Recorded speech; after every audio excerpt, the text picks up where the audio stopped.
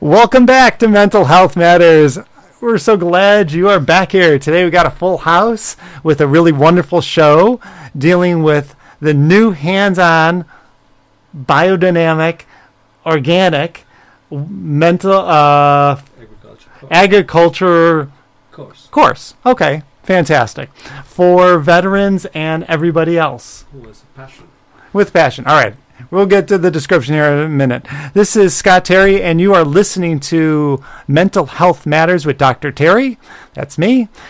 I am a therapist. I run the Art and Counseling Center. And if you've got any questions or would like more information about the Fairfield Mental Health Alliance, to become more part of that, or to become some more information about this program, you could email me at mentalhealthmatters@KRUU-FM or scott@ardentcenter.com. If you have any interest in being on the program or have some topics of interest, please let me know. You are listening to KRUU 100.1 on your FM dial, and the website is back up, I've been told, and all the archives are there. Fantastic. So let's get on to our exciting show. We're going to start back with our guest from last week, John Miller. John, tell us about yourself. Hi, Scott. I'm born and raised in Minnesota and moved here 6 years ago with my wife and son after about 9 or 10 years in the U.S. military and about 10 or 12 years in social work in upstate New York, and then a 10-year hitch in the prison system as a staff member, I must say. Okay, all right. That tried me quite deeply, and I survived it. And a couple years after that, I worked in the VA hospital in Wilkes-Barre doing drug alcohol treatment. Then 6 years ago, like I said, we moved out to the university here. And we're in Fairfield, Iowa, but people could be listening to this from anywhere in the country, anywhere in the world. We've got people who listen to this wonderful program. John, why is it you're passionate about this subject today? My passion comes from my experience at the end of my military decade, roughly, that I spent in the military. You're going to tell us your story. Right. All right, well, let's go around the room, and then I want to hear your story. That's a great idea. Okay. I'm Timaya. People call me Tim in short. I'm from India. I'm the assistant professor at the Sustainable Living Department at Maharishi University of Management. I moved to Fairfield last year. Prior to that, I was the advisor for the government of Bhutan for 6 years. Bhutan would be the first country in 2020 to be 100% organic. I've been advising different international organizations and United Nations in organic farming and low-cost agriculture and biodynamic agriculture in various countries. So my passion is to train people in low-cost organic farming techniques. And that's what we're going to hear about today. Yes. Is a program that you're creating here at Maharishi University of Management in this low-cost agriculture. Yeah, it's a 9-month certificate course, which I'll discuss in the later part of the show, on what this course is all about, who can enroll this course, when are we going to start, what are the different components of this course, what is the uniqueness of this course, all this stuff we'll discuss. Fantastic. And I'm Steve Langrud, and I work on startup projects for the Maharishi University of Management, and I have a private practice where I'm a workplace consultant, particularly interested in career and life transitions. And over the last 25 years, I've worked with about 15,000 people on making the kind of transitions that Tim and John are going to talk about in this ag program. And you've also made a transition, as you said, from your previous life in being a dean at Grinnell, and congratulations, you escaped and you're on to bigger and better things. Well, that's true, but I think, it's a moment when I had to look seriously about what I was asking other people to do in terms of making big changes, taking big risks, and I thought if I can't do that for myself, I can't ask them to do it. Yeah. And so it was really a pivotal moment about 10 years ago where I was looking at a beautiful campus and said, I think I have to do something else. It's amazing. And I love the fact that we can all be integral to what we're talking about. So congratulations to everybody.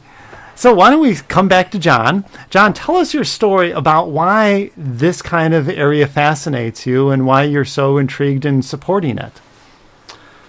All right. As I mentioned, I was born and raised in Minnesota and entered the Air Force Academy in 1965, graduated in 69, then had 3 years of duty in Texas in some fields that were not of great interest, the Public Information Office and Management Engineering. Then this new field of race relations opened, and I quickly volunteered, thinking this is a great place to be of service. I served at Kelly Air Force Base in San Antonio for a year, then was transferred to Utapao, Thailand. This was, of course, during the Vietnam War, and served my last 16-plus months at Utapao before discharge. This was a B-52 bomber base. I serviced the crews and everyone else, all the support people on base, about 6,000 servicemen and women. My duty was to provide an 18-hour mandatory race relations training program. This was because of the fairly intense racial conflicts happening throughout the military and, of course, in the civilian world back then. Violence erupted on a number of institutions, and the Department of Defense said, we need to do something about it. They created this program. 1972, I believe it was, in the fall. I was in one of the first classes in 1973, and then at Utapao developed the program along with 2 other instructors, NCOs, that were working for me.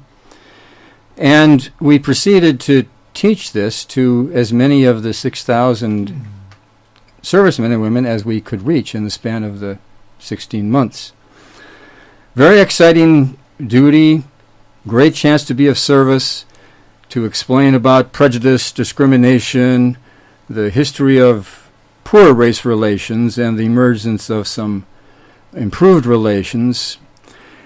And things were going well until after about a year or so, I began to find myself experiencing a great deal of stress, and it manifested for me in just a feeling of mental fragileness.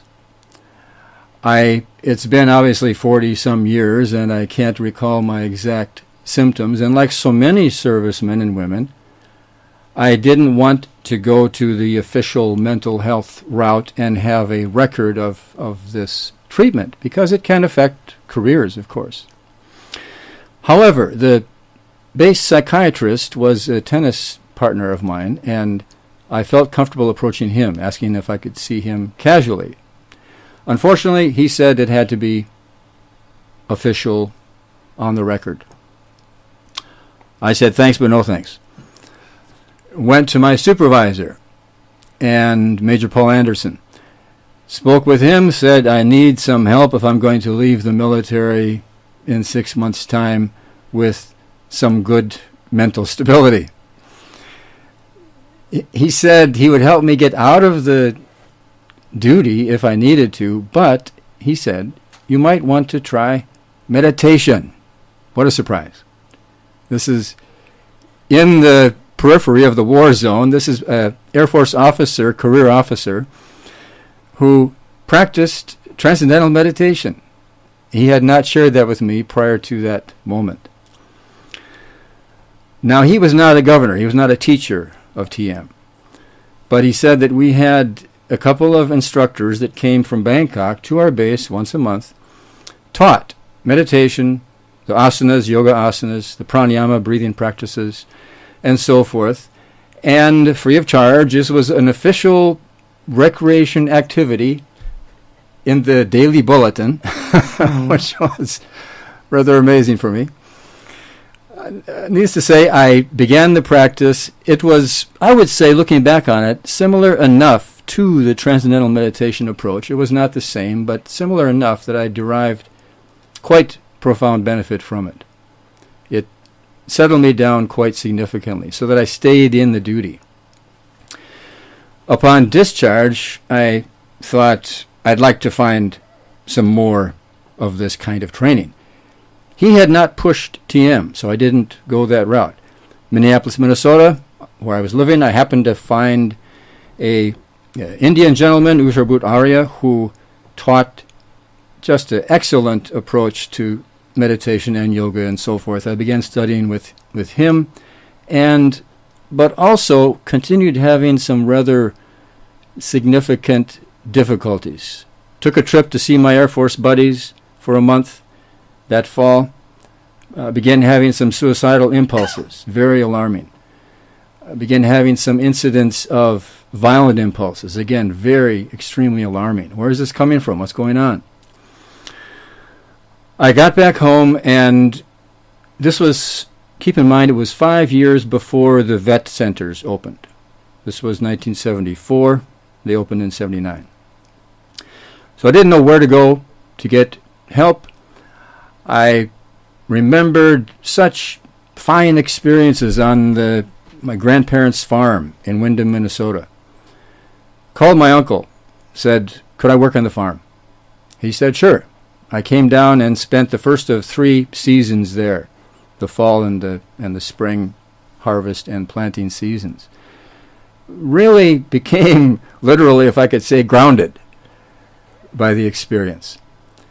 And of course, I was doing my meditation program at the same time, deriving benefit from that. But the opportunity to participate in bringing life to the crops, caring for the animals, being in a very peaceful, quiet setting, had quite a profound effect. Quite a profound effect. So between those two, it went a long ways to restoring what I had lost during that experience, especially in Thailand. Continued the practice of the meditation over the years since.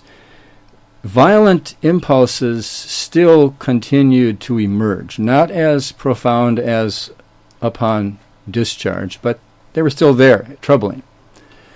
Went to a couple of civilian therapists in later years, both of whom said, this is post-traumatic stress.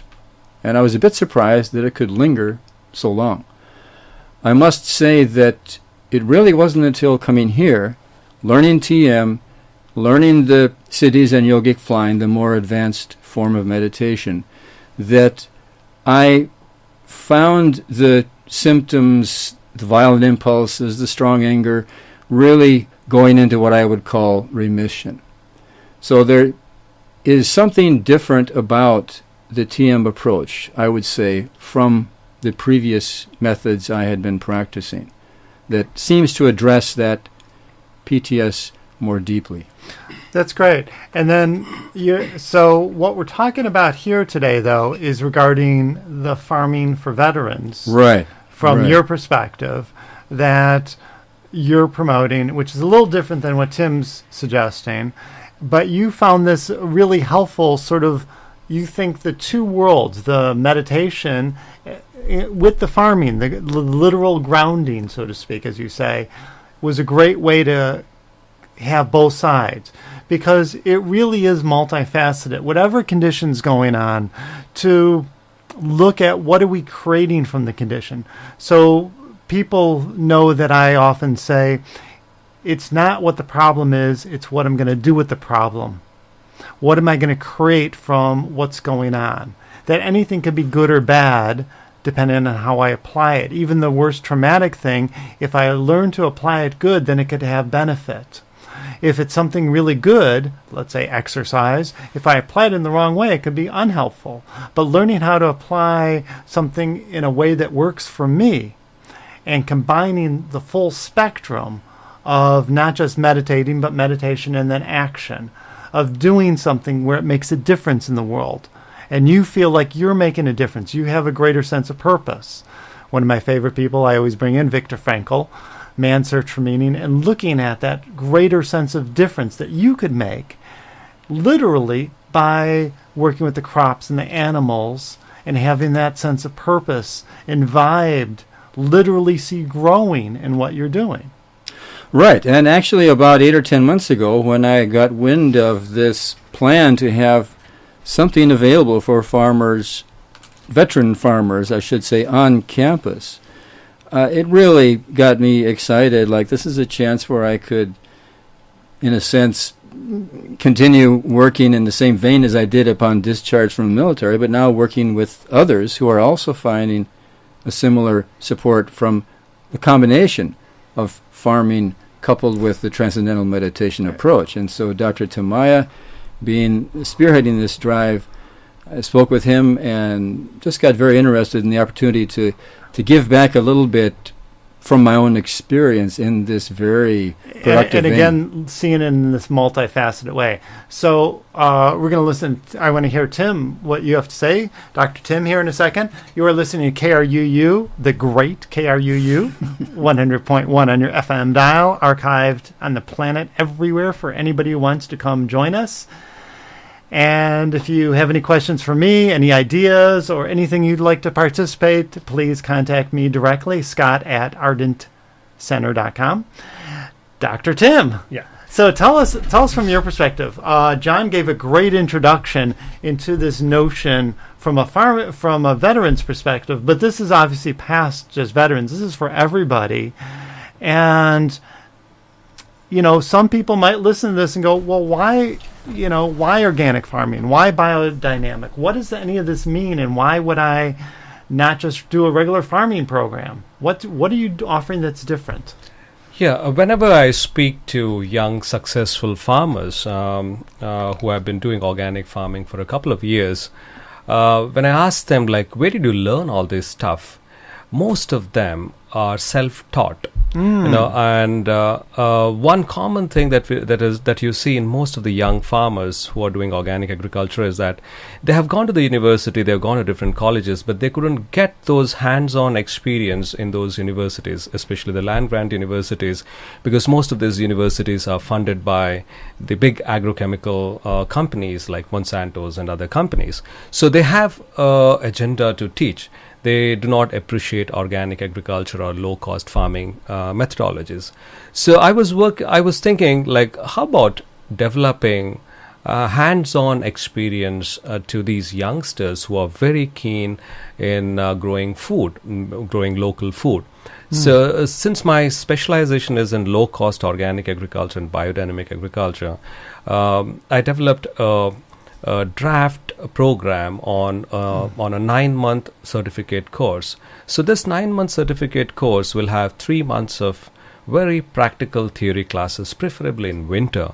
And as spring sets in, they would be given 1/4 acre of land at our university campus, and they have to develop a business plan and start cultivating crops. So how this program is different from other university program is that there are 2 major international organizations. One is IFOAM. IFOAM is International Federation for Organic Agriculture Movements, which is based in Germany. It is an umbrella organization for organic agriculture worldwide. There are more than 1,000 farmers organizations from all over the world who are members of this organization, IFOAM, and they're active in 120 countries. So they will be partnering in this particular program to share their experiences. And also there's another certification company for biodynamic agriculture called Demeter, which is based in California. They'll also be part of this entire program. So the purpose of this program is to address the present needs. The food is so polluted, the farming is totally against nature. It is a violent method of farming. So the more violent approach that we use for farming, the same violence also comes in the food. It is at a much subtler level. So whatever violence that we see, I feel it's all because of the food that we consume. What you sow, you reap. You have violent methods of applying fertilizers and genetically modified crops, you get food which is filled with violent energies. But that's one way to think of it. But I think a simpler way, maybe not to be so cosmic about it, is literally the food today, because people think, hey, if I'm eating healthy food, why don't I get all my vitamins from my food? Well, literally, the soil is depleted now. It's the statistics I read recently were less than a third of the nutritional value. So if you're having a tomato today versus a tomato from 50 years ago, the vitamin content is completely different. So yes, I understand doing mass agriculture might be more economically productive in some regards, but maybe from what you're saying, maybe it isn't. Yeah, the large-scale agriculture is not economically beneficial to a very large extent, because 70% of the food requirement of this globe is met by large-scale small farmers who are more than 70% in numbers. They are all small landholders. It is not the big ag which is feeding the world population. And second, the soil is totally depleted by the modern agriculture practices.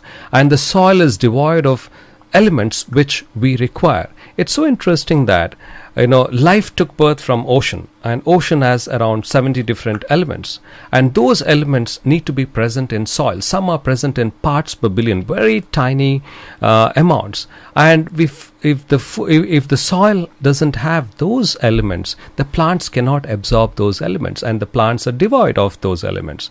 Number one, the soil is totally depleted because of the modern practices. We need to improve the soil by simple low-cost practices. There are many simple low-cost practices that I teach my students.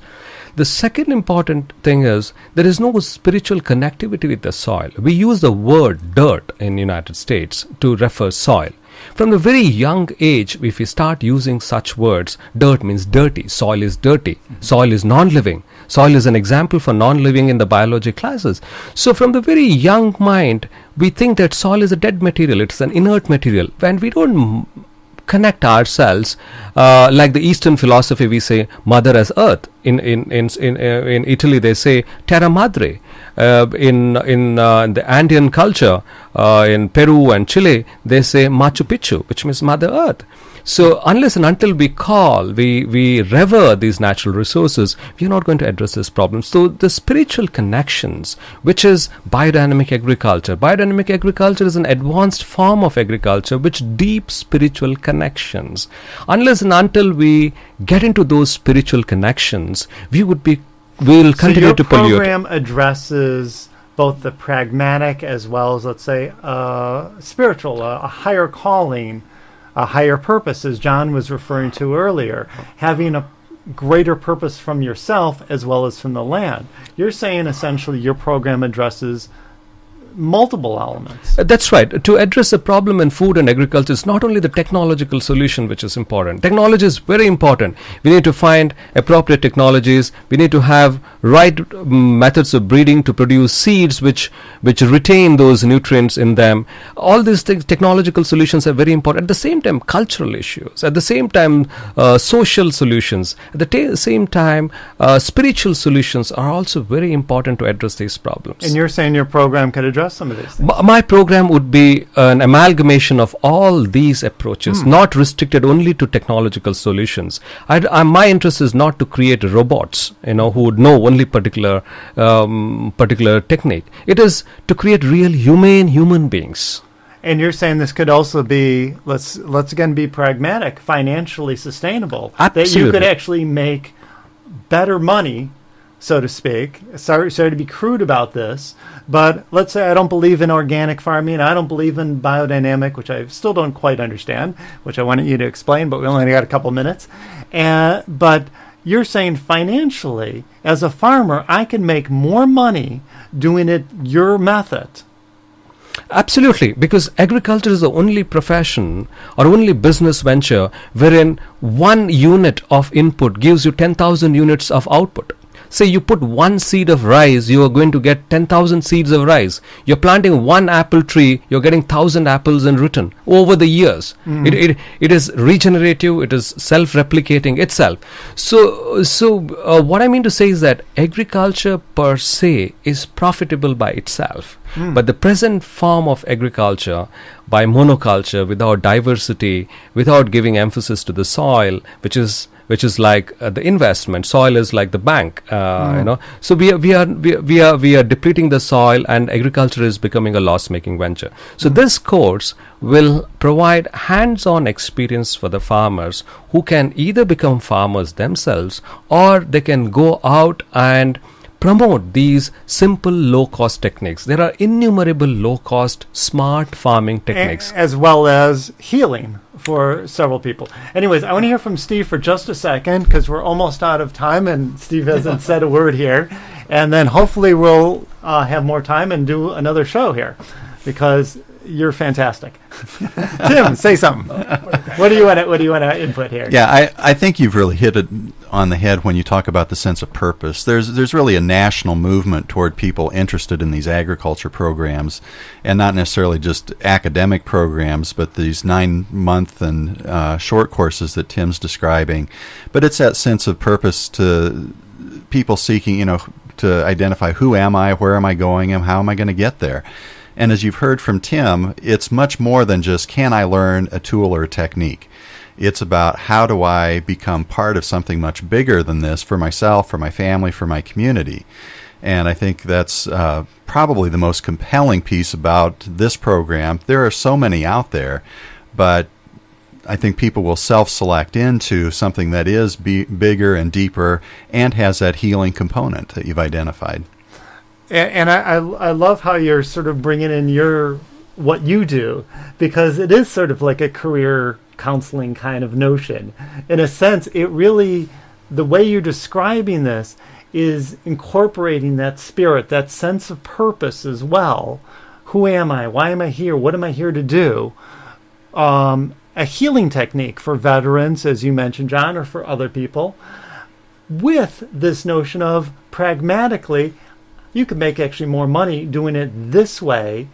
In a shorter period of time, I can show you how to do that. And, oh, by the way, your food's going to be healthier. What a concept.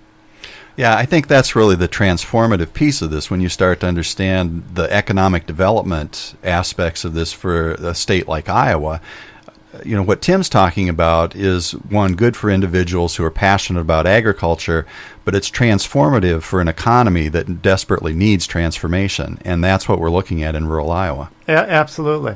So, last closing comments from everyone. Time goes fast on these programs. John, anything else you want to say to close out? Well, I would just mention that a year ago, I realized that the program is broader than just the farmer, just the veteran farmer.